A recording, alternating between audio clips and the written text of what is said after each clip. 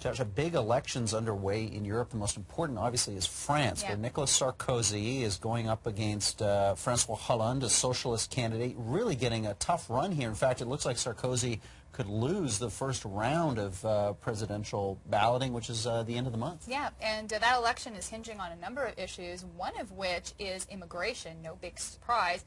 We have a quote here from Mr. Sarkozy, where he says, "We have too many foreigners on our territory. New arrivals are not welcome if they're only coming to receive welfare benefits." And he is here stating something, I think, Roger, a sentiment that has taken hold not just necessarily with the far right, the Le Pen's party, the National Front that Marine Le Pen is now running, but also with a lot of French people, middle Frenchmen, who just say, we have a problem with integrating immigrants and see them as a threat to the French national character as well. Well, let's go to James Kirchick, who's a fellow with the Foundation for the Defense of Democracies, stationed in Prague. He comes to us today from New York. That's right.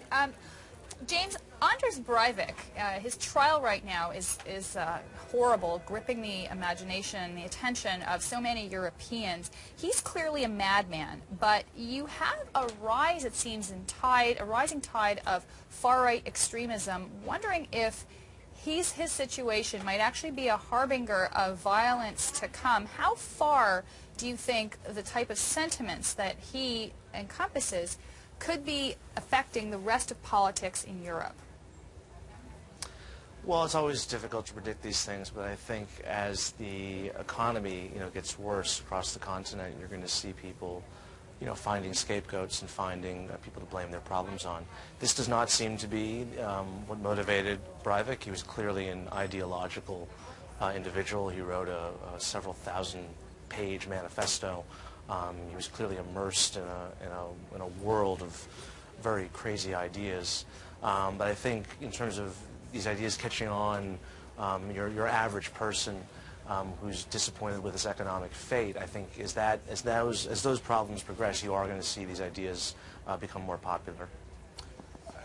One thing I don't understand is in Europe you have the legacy of the Holocaust, over 6 million people killed.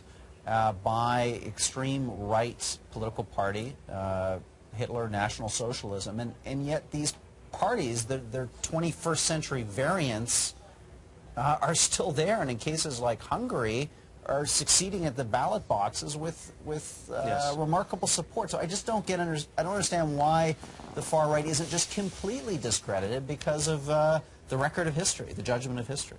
Well, it's interesting you bring that up when you talk about the Holocaust, because while the rise of the far right in Europe is obviously a concern, there is also a problem with militant Islam. And much of this anti-Semitism that you're seeing in Europe, obviously the shootings and the horrible murders in Toulouse a couple of weeks ago, a lot of that anti-Semitism is being fueled by Muslim immigrants who are bringing the hatreds of the Middle East to Europe, where they're obviously not new in Europe. And if you're going to, and it's strange, in Western Europe, you're really seeing it's the far left that is embracing anti-Semitism. And in Western Europe, at least ostensibly, the far-right parties, these neo-fascist parties, they say nice things about Israel, and they say nice things about Jews. That obviously I wouldn't trust them on that.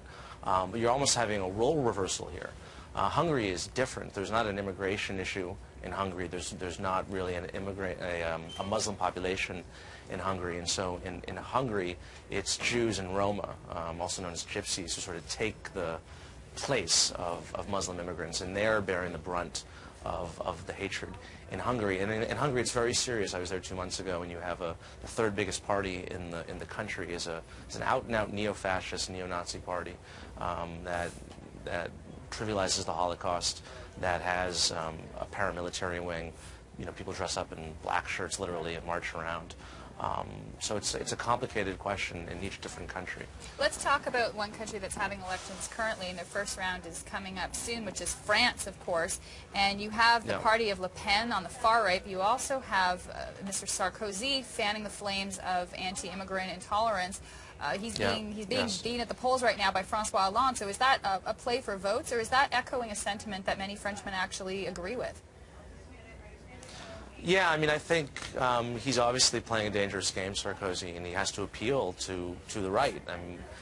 Clearly, the National Front perennially gets 15 to 20% in these national elections, and as a center-right candidate or as a conservative candidate, Sarkozy has to, when election time comes, he has to move right on these issues on crime and law and order and immigration.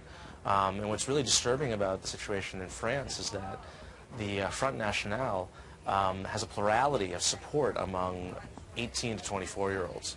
So we often think that people who are young tend to be left-wing, but in France you're seeing 26%. The plurality of people in that cohort are going to vote for a far-right party. But again, just to circle back to what I asked you before, I mean, France has the stain, the shame of Vichy, hundreds of Jews that were deported from the country to their deaths in Buchenwald and Auschwitz, and yet, as you say, there's a large segment, a plurality of young people that would vote for a party that is as discriminatory or shows as much hatred, not towards Jews in this case, but towards immigrants and Arabs. It just strikes me as bizarre.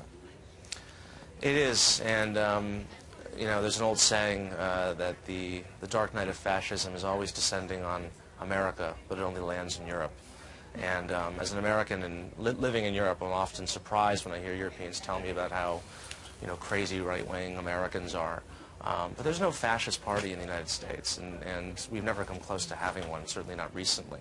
And a party like the National Front in France, or any of the other parties throughout the continent, it's inconceivable that any such party could go anywhere in the U.S. Yeah. One quick last question. Does the situation in Europe show that multiculturalism is a failed experiment? Well, that's hard to answer in the time you're going to give me. I think the way that it's been approached by various European governments, yes, it has been a failure. And I think you've seen Angela Merkel, the Chancellor of Germany, and David Cameron, the Prime Minister of the United Kingdom, have basically admitted as such. But this is a very difficult problem for Europe to deal with. Unlike America, the United States, and Canada, which are real immigrant cultures, and do a very good job, in my opinion, of embracing immigrants and assimilating them. This is an age-old problem for Europeans, and just how they conceive themselves as a nation. Unfortunately, we do have to go, but thanks so much for your insights in this. Thanks for joining us. Thanks for having me.